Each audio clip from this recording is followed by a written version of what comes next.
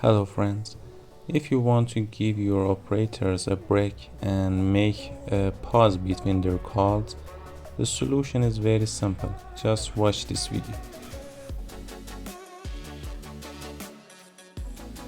You should change this field.